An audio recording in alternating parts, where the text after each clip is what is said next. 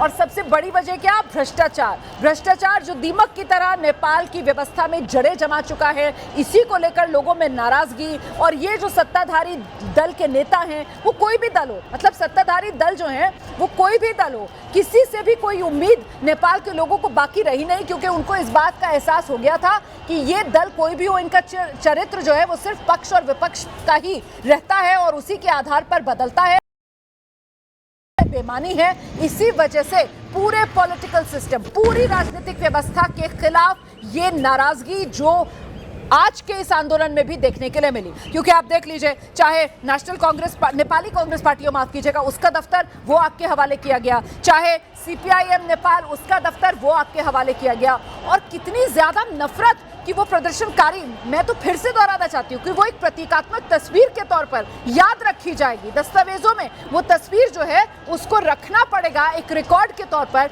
कि वो आंदोलनकारी चढ़ा हुआ है राजनीतिक दल के दफ्तर के ऊपर और वहां पर पार्टी का झंडा लहरा रहा है और वो अकेला आंदोलनकारी तन्हा उस झंडे को अपने हाथ से खींच रहा है, उसे फाड़ रहा है और फिर उसको नीचे फेंक रहा है। मतलब कहीं ना कहीं नीरज राजपूत अपने पॉलिटिकल सिस्टम को लेकर ये वो गुस्सा, ये वो निराशा और इस रूप में वो फूटा है आज नेपाल की धरती पर, दुनिया के सामने। नीरज, बिल्कुल, देखिए नेपाल की जनता अपना ही जो डिसीजन था उसी पर प्रायश्चित कर रही है। उनको ये लगता है कि जब 2008 में उन्होंने एक लंबे समय तक माओवाद वहाँ पर रहा था, विद्रोह हुआ था, वहाँ पर राजशाही के खिलाफ हुआ था, लोकतंत्र लेकर आए थे, लेकिन पिछले 2008 से 17 साल में ही महज वो त्रस्त हो गए अपने लोकतांत्रिक सरकारों के साथ।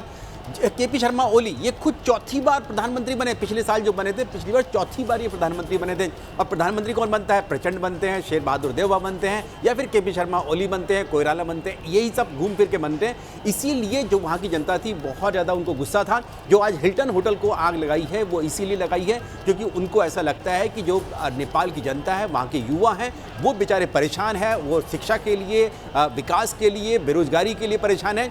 उधर दूसरी तरफ जितने भी मंत्री और संतरी हैं, इन सब के जितने भी परिवार के लोग हैं, इनके चाहे बेटे हों, बेटियां हों, उन सब के निपो किड्स, इनको इन्होंने नाम दिया था। हमने बॉलीवुड में देखा था निपो किड्स, लेकिन वहाँ पर पिछले एक हफ्ते से निपो किड्स के नाम से जो था कैंपेन चल रहा था नेपाल में, और वो इसी बात को लेकर था कि आखिरकार आपके बच्चे किस तरह से मौज काट रहे हैं, वो फॉरेन में जाते हैं, लग्जरी लाइफ जीते हैं, लेकिन यह दूसरी तरफ जो युवा हैं वो परेशान हैं, त्रस्त हैं। इसीलिए जब सोशल मीडिया पे, और ये सोशल मीडिया पे लगातार आ रहे थे वीडियोस इस तरह के, देखे, मैंने खुद देखे थे, जब उनके वीडियोस आ रहे थे, उनके परिवार के, जो शेर बहादुर देववा हो या जो भी मंत्री इस वक्त कैबिनेट में थे, उनके बच्चों के फोटोग्राफ्स आ रहे थे जो लग्जरी गाड़ियों में, लग्जरी उनके साथ कपड़े, उनके शूज़ के साथ आ रहे थे कि देखिए ये किस तरह के कपड़े पहनते हैं और एक आम युवा जो है नेपाल का वो किस तरह का रहता है। ये वीडियोस बहुत लगातार आ रहे थे निपो किड्स के नाम से। इसीलिए जो केपी शर्मा ओली हैं, इन्होंने सोशल मीडिया पर बैन लगाने की कोशिश क्या पूरा बैन लगा दी इन्होंने 26 अकाउंट्स पर कि ये आवाज़ रोक सकते हैं नेपाल की जनता का,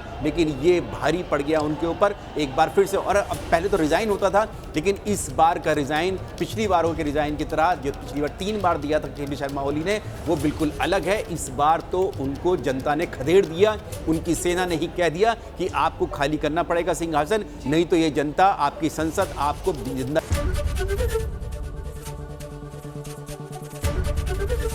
एबीपी गंगा, खबर आपकी, जुबान आपकी।